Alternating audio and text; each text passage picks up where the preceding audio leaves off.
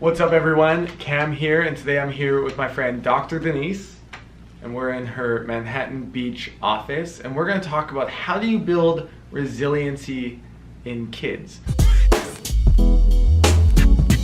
So Dr. Denise is a child psychiatrist, a podcast host, and someone who has over 40,000 hours working with patients, 40,000 hours working with patients to really be able to help them with these challenges and help families live successful and thriving lives. So Dr. Denise, resiliency in kids is so important, and a lot of people say nowadays that kids don't have the type of resiliency that maybe previous generations had. So how do we help kids develop resiliency? Okay, well, thanks for having me, Cam. So a couple things. First of all, I am also a mother. So I wanted to let you know I have the humility of not only seeing patients, but walking this walk at home. So if you're listening to this, know that this is what I do each day as well as a mom. So when we talk about resiliency, emotional resiliency, we're talking about self-efficacy and self-regulation. We all want our children to grow up to be independent, good thinkers, flexible, adaptive, and also we know that children who have more impulse control and the ability to self-regulate tend to make good choices. They're liked by their peers, they integrate, and they do well. So one thing to remember is that 50% of lifelong mental health issues start before age 14 and 75% before age 24. So emotional resiliency is incredibly important. It should be a top priority for all of us as parents, teachers, educators, and role models.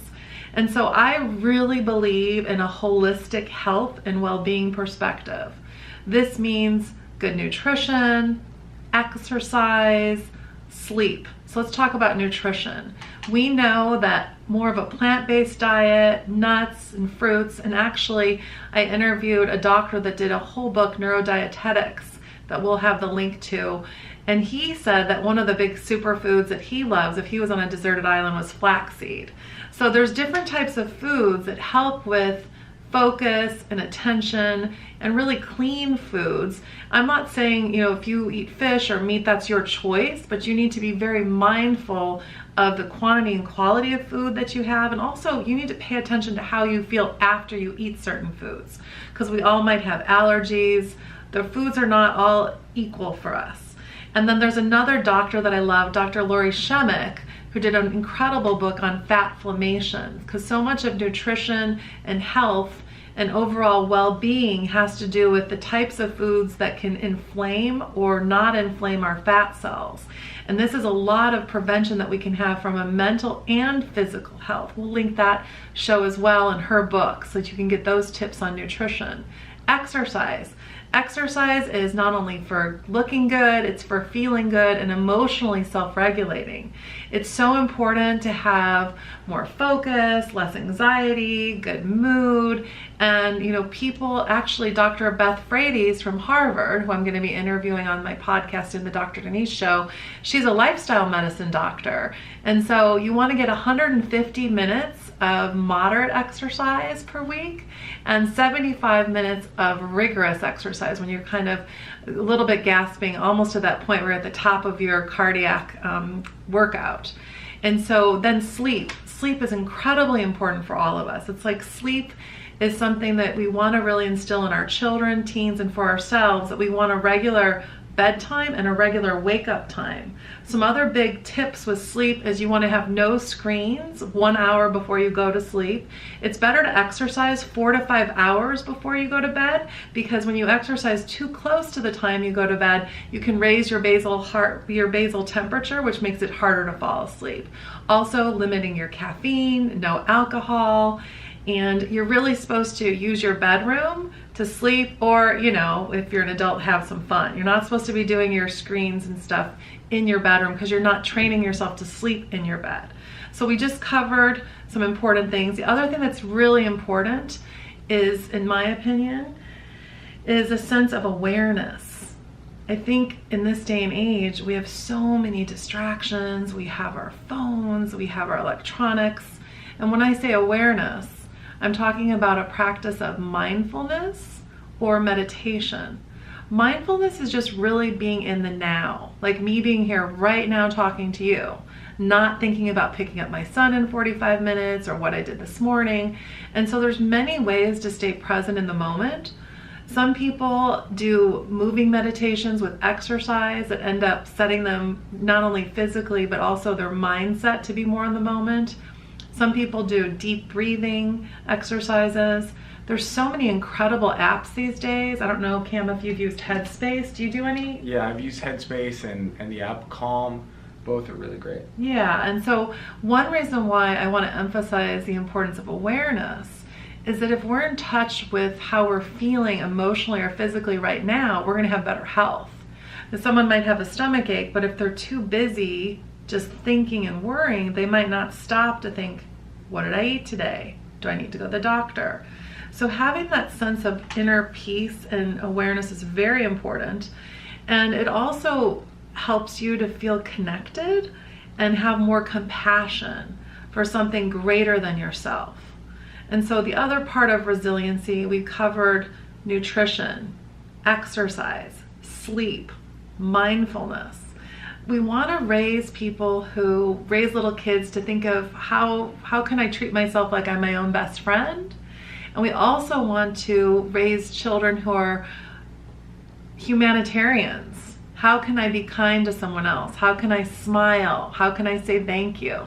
In fact, with thank you, gratitude is an important part for all of us to start our day. If we start our day right when you wake up, instead of thinking, oh man, I gotta do this, with just being grateful. And you can teach kids that. You can teach, before my son goes to bed, I ask him, like, what's happened great today? What are you grateful for? And on Thanksgiving last year, he said, Mommy, I'm grateful we're not homeless. And so we want to instill thinking of other people and giving to charities. Very important. These are all very important tools for emotional resiliency. I also think relationships and friendships, teaching our children how to be good friends, making eye contact, pay attention to what your friend says, ask them how their soccer game went. As parents, it's super important that we do role playing. And is there anything else?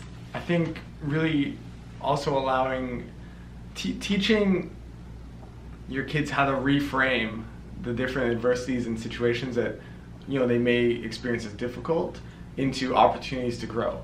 So for me, when I've gone through some of the most difficult experiences of my life, breakups, maybe depression, these sorts of experiences, instead of seeing it as my world was ending, I reframed it as, wow, this is going to be an amazing catalyst for growth in my life. So even though the situation may have been difficult and I wasn't denying that, I was actually accepting it, I was recognizing it, I also saw how it was here to serve me instead of how I was a victim to it.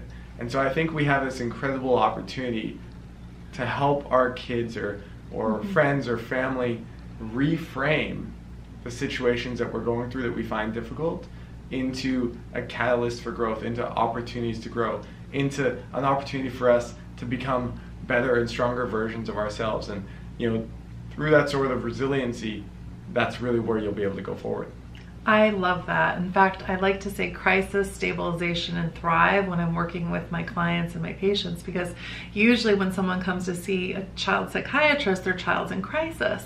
And so we use that exact type of thinking that Cam just talked about, that this is an opportunity to learn and love yourself even when you are going through a tough time. It's also a time to learn forgiveness for self or for others. And usually, I know what Cam's saying, all the adversity that I've ever had in my life, I wear that as sort of a badge of higher awareness, and that we all are part of times when we suffer, and that's just part of being human. So we can also normalize that with our kids and say that's just part of being human. I'll give you one quick example. Someone in my practice was called dumb or stupid, and they said to their parent, like, why would kids do that? That's just not kind. They were learning kindness in their school lesson. And so we talked about that in session, about how to reframe that and actually say, well, maybe those kids, they just kind of spoke what their brain was saying. They didn't know how to hit pause yet, and they still need to work on the kindness lesson. and giving positive praise to that little kid who said, I would never say those mean things. And just letting people know that we all are here to learn, that we all make mistakes, we're all not perfect. And that shows adaptive thinking versus restrictive and rigid thinking. And you can teach your kids all of these tools by simple examples and role playing. Very well said. So thank you so much for being here. And how can people learn more about your work, listen to the podcast, and connect with you? I am at drdenisemd.com, and my show, The Dr. Denise Show, is on iTunes. Definitely check it out. Check out the episode that we did. It's all linked below. And if you guys have any questions, share those in the comments. We'd love to support you. If you're a parent looking for help for a child's video game addiction, check out our guide called Reclaim, which is on gamequitters.com. And I hope you're having a great day. We'll speak soon.